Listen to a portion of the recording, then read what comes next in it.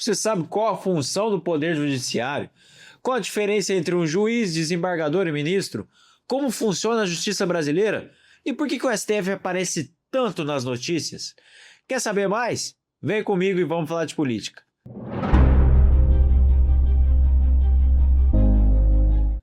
Hoje eu vou explicar de forma simples como funciona o Poder Judiciário, que é um poder complexo.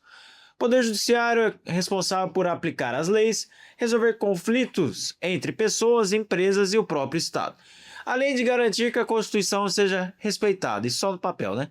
Ou seja, enquanto o Legislativo cria as leis, o Executivo administra o país, é o Judiciário que interpreta essas leis e coloca elas em prática, no meio de vários conflitos. Como funciona a justiça? Na maioria dos casos, um processo começa na primeira instância, onde ele é julgado por um juiz de primeiro grau. Se alguma das partes não concordar com a decisão, poderá recorrer para o tribunal, onde o processo será analisado por desembargadores, segunda instância. Em determinadas situações permitidas pela lei, pode recorrer ao Tribunal Superior. E se violar a Constituição Federal, pode ir até o STF. Tá, e quem é quem?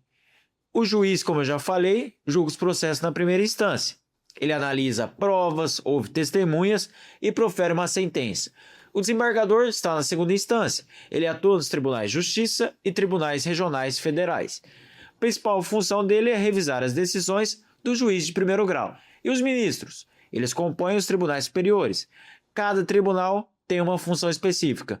Hoje o Brasil possui no STF 11 ministros, no STJ 33, no TST 27, no TSE 7 e no STM 15.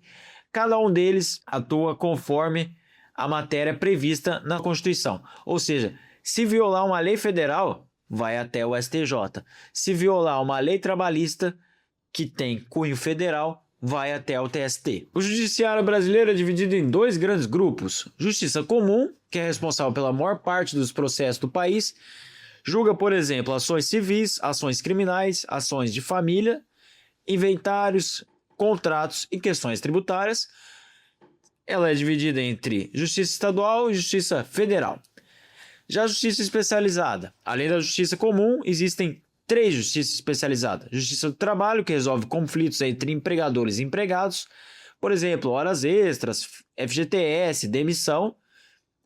A justiça eleitoral, que organiza as eleições brasileiras, fiscaliza os partidos políticos e julga possíveis crimes eleitorais, além de diplomar os candidatos eleitos.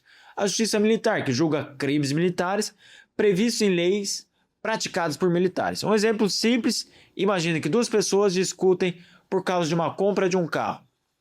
Nesse caso, quem vai resolver é a justiça comum. O juiz analisa as provas e toma uma decisão. Se uma das partes não concordar, pode recorrer, como neste exemplo, ao Tribunal de Justiça do seu estado. O que o judiciário não faz? Ele não cria leis, também não administra o país. Quem cria leis é o legislativo, quem governa é o executivo. O papel do judiciário é interpretar as leis e decidir conflitos com imparcialidade. O judiciário é muito maior do que apenas o STF.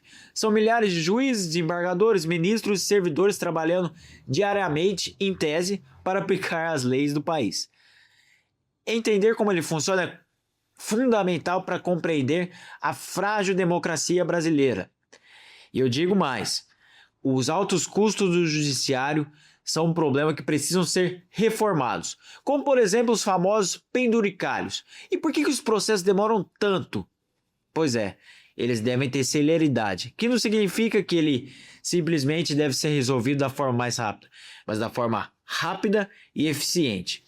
Então, se você tem alguma dúvida sobre o Poder Judiciário, coloca aqui nos comentários. Um grande abraço e até a próxima!